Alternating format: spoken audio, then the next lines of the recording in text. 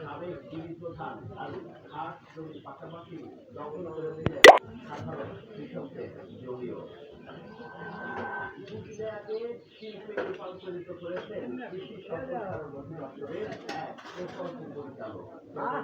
ঘুষের প্রভাব পেলেও ব্যবস্থা নেওয়া হয় বিরুদ্ধে।